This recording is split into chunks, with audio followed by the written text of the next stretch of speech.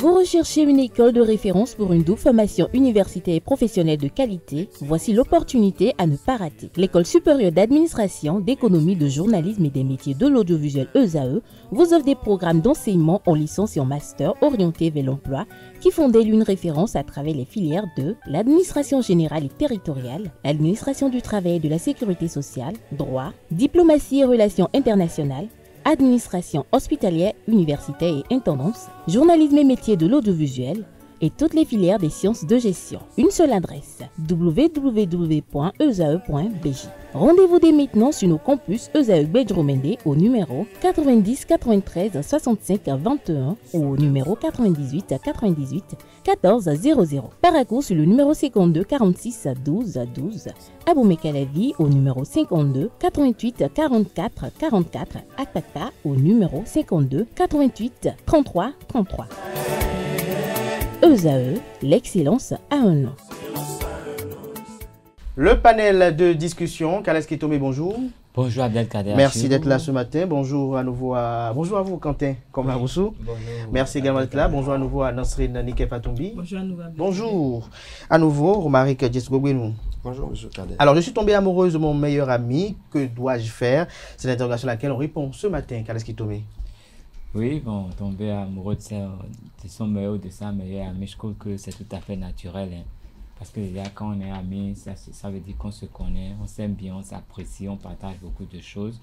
Et de là, glisser vers l'amour, je crois qu'il n'y a rien de plus naturel. Parce qu'à mon avis, la seule chose qui est loin de l'amour, c'est l'indifférence. Même de la haine à l'amour, c'est très facile de franchir ce pas. Donc pour moi, il n'y a pas de problème. Il n'y a pas de problème véritablement. Et pour vous, comment Quentin Amoussou? Il n'y a pas de problème non plus parce que le lien qui sépare, enfin j'allais plutôt dire la ligne qui sépare l'amour de l'amitié est très mince. Donc c'est beaucoup plus facile de vaciller d'un côté à un autre. C'est très facile même, c'est une chose qui peut arriver et je pense que c'est totalement partant. C'est totalement partant. Oui. Nasrine? Je suis de même avec eux. Les sentiments, ça ne se contrôle pas. Donc, si vous êtes amoureux ou amoureuse de votre meilleur ami, il faut quand même prendre la peine de lui dire qu'il ne risque rien, n'a rien dit. Donc, à lui de voir si ça peut aller des deux côtés. Qui ne risque rien à rien. Pareil pour vous, Romaric Djesgogwenou? Non. Moi je crois que l'amitié reste l'amitié et l'amour reste l'amour. Lorsque vous supposez que la personne est votre meilleure amie, moi je crois que lui dit une fois que vous êtes en train d'avoir des sentiments pour elle, lorsque vous lui dites que vous l'aimez et que vous voudrez faire évoluer, en tout cas modifier les liens qui vous associent ou bien qui vous lient, ça peut gâcher, ça peut mettre à mal votre relation. Dans ce sens où si vraiment cette personne-là n'a pas les mêmes sentiments, ne ressent pas les mêmes choses pour vous, tout de suite, elle commence par s'éloigner de vous et vous constatez que votre relation, elle est mise à mal. Donc pour moi, c'est un couteau à double tranchant. C'est soit vous remarquez que cette personne-là a vraiment des sentiments amoureux pour vous. Parce que la personne peut manifester des sentiments d'affection que vous allez mélanger, supposer qu'elle vous aime et ça peut mettre à mal la relation. Ça peut mettre à mal la relation. Kales Kitome, pour vous, comment peuvent naître ces sentiments-là qui vont consacrer l'état d'esprit d'amant? Ben, vous savez, parfois même les gens s'aiment et ils ne savent pas l'exprimer, ils deviennent amis. Les gens sont des amis, mais au fond, c'est des gens qui s'aiment. Il suffit de les observer pour savoir que... On aime nos parents, on aime nos sœurs. Non, pas pareil, pas pareil. Pas pareil. Non, on pense que ce n'est que de l'amitié, parce que j'en connais plusieurs. Hein. Mais il suffit que l'autre soit dans un moment de faiblesse, pas un jeu de compassion. Aucun des deux ne peut se rendre à quel moment ils ont franchi le palier. Parce qu'au fond, c'est un sentiment qui était là, que chacun essayait de cacher, de masquer ou de gérer parce que bon, on a d'autres engagements et tout. Parce que c'est quand on est de bons amis, on se parle plus même qu'à son amant. Et vous savez, les sentiments naissent quand même du contact, des partages. Quand on partage des choses, ça peut changer beaucoup de choses dans votre tête. Peut-être même que vous êtes avec un homme qui, je ne sais pas, bon, vous êtes avec une femme qui vous confie tout. C'est une amie, hein. Oui. Mais elle vous parle plus qu'à son père, plus qu'à sa mère, plus qu'à son amant. Elle vous parle plus que tout. Et quelque part, quelque chose peut naître. Et à un moment donné, souvent, c'est des moments où on ne sait pas, hein, ça change. Généralement, on ne se rend même pas compte. Mais quand on se rend compte, ça devient difficile parce qu'on ne sait plus, on ne sait plus quelle posture avoir avec cette personne. Mais le mieux, c'est d'échanger avec cette personne pour que ce soit tranché. Parce que quand on est dans une position mitigée, c'est généralement pas très bon. C'est généralement pas très bon. Oui, vous voulez dire. Oui, tout de suite là. Pourquoi vous voulez arracher le micro? Non, je ne lui arrache pas le micro. Oui. On y va, Oui. tout simplement. C'est vrai que je suis d'accord sur l'intervention des phrases que Kaleski Tomé a dit tout à l'heure. C'est que c'est vrai que lorsque vous êtes en contact quotidien, d'accord, avec quelqu'un que vous considérez comme ami, tout peut naître. Il peut arriver des fois où vous pensez que bon voilà, il y a trop de contacts et puis vous avez envie peut-être de faire des choses, de lui dire que vous l'aimez ou bien de lui, en tout cas de passer d'une étape à une autre dans votre relation et tout. Mais moi je crois qu'il faut avoir un mental fort. Il faut pouvoir surpasser tout ça et dire que bon voilà, celle-là c'est mon ami, celui-ci c'est mon ami. Parce que c'est pas que la personne est libre, c'est pas que la personne est célibataire. C'est vrai que le fait que vous discutez tous les jours, le fait que vous vous appelez, parfois même, c'est pourquoi je dis que je suis d'accord avec lui, parfois la personne n'est pas en contact, n'a pas encore appelé son petit copain ou bien son petit ami, mais est en contact, que ce soit physique, en présentiel ou en ligne direct avec vous, ça peut créer des choses parce qu'on dit que lorsqu'il y a beaucoup de contacts, des choses peuvent naître très facilement.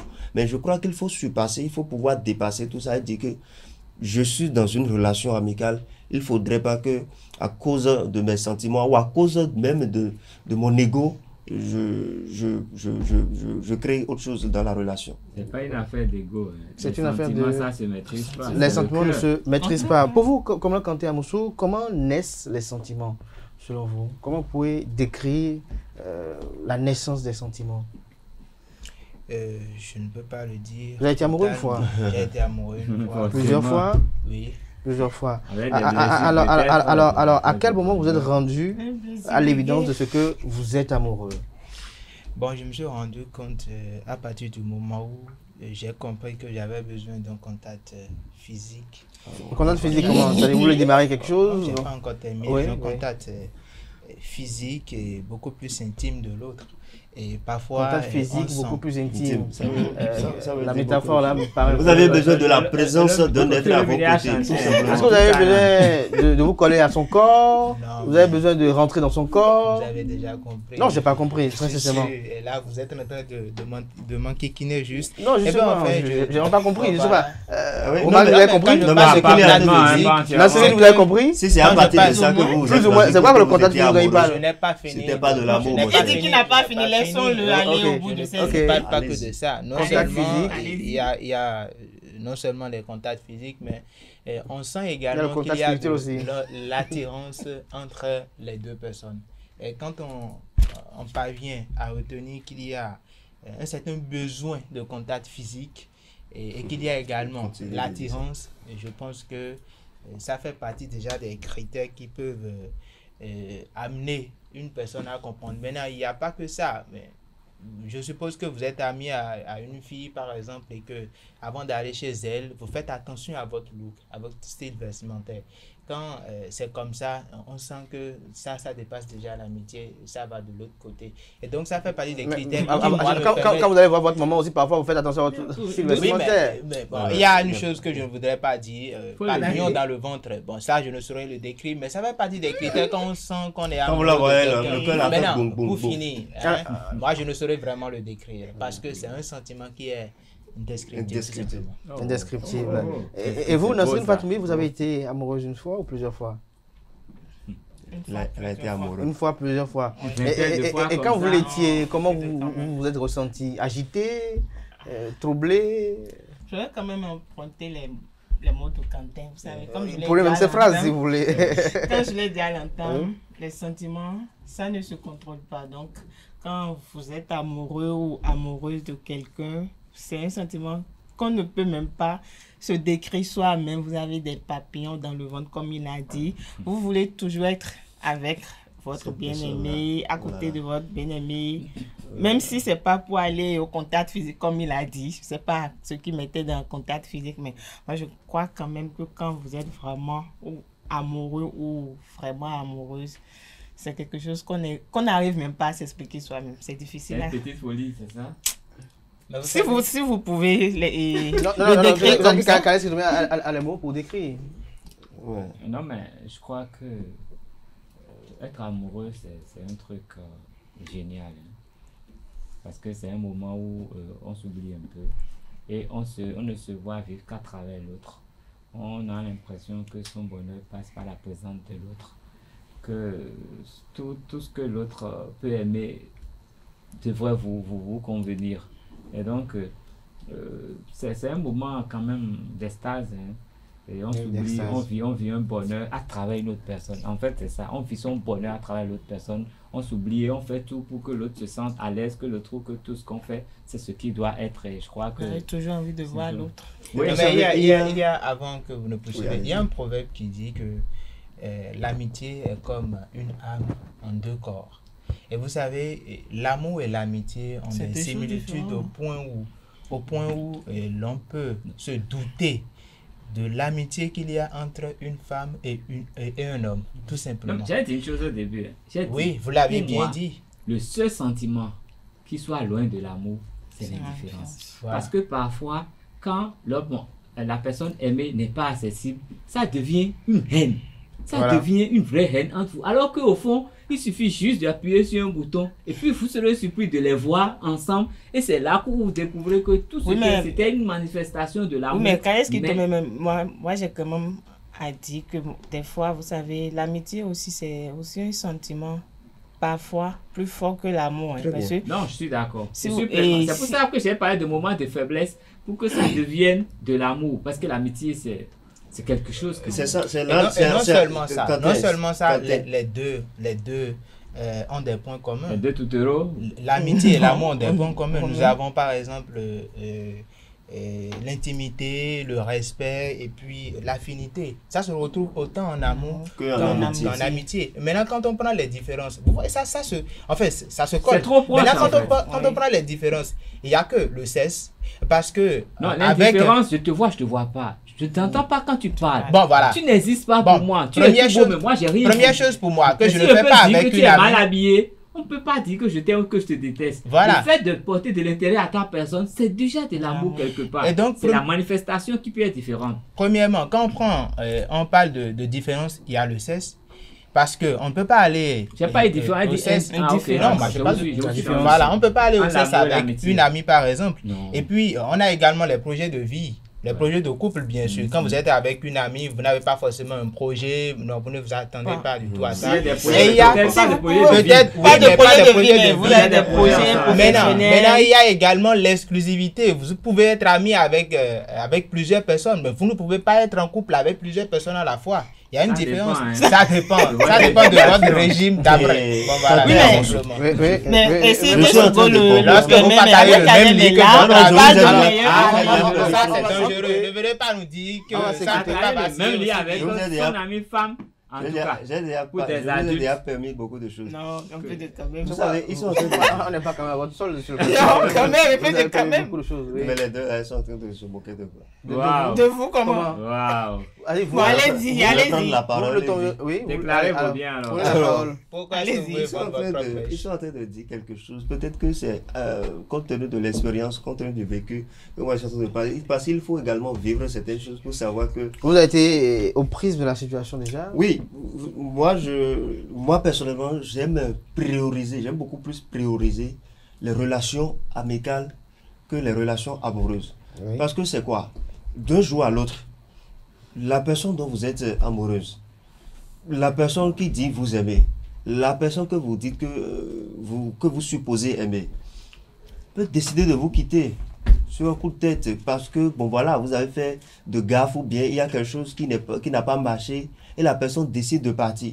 Mais l'ami réel, l'ami véritable avec qui vous avez fait du chemin, l'ami véritable avec qui vous discutez de tout et de rien, l'ami véritable avec qui vous vous sentez à l'aise et avec qui vous avez des projets, l'ami véritable qui peut partager vos moments de joie, vos moments de peine et tout. Cette personne-là qui n'a pas envie de vous quitter parce que vous avez fait de gaffe ou bien... moi, je crois que peu importe ce qui va se passer, il faut prioriser cette personne-là. Parce qu'on dit chez moi, on n'oublie pas la famille. Ni était ronkaka. La famille, c'est pas l'amitié.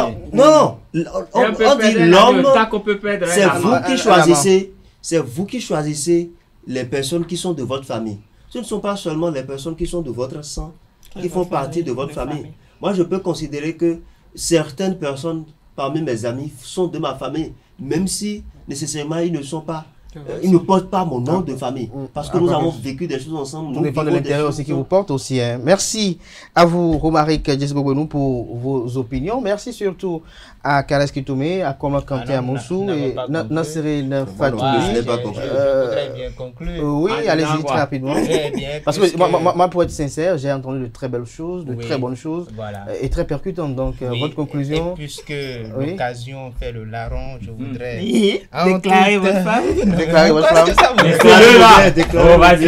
Je voudrais, en toute sincérité, que cette personne-là qui me suit ou qui va me suivre puisse comprendre, sache que vous êtes que c'est au-delà de vos que nous avons. Laissez-moi que je tends à lui, enfin, je cherche à lui dire. Ce que vous ressentez est quand même vrai. Mais pour ne pas que ça reste. Venez à la déclaration ici. Non, attendez. Pour ne pas que ça reste dans le vide.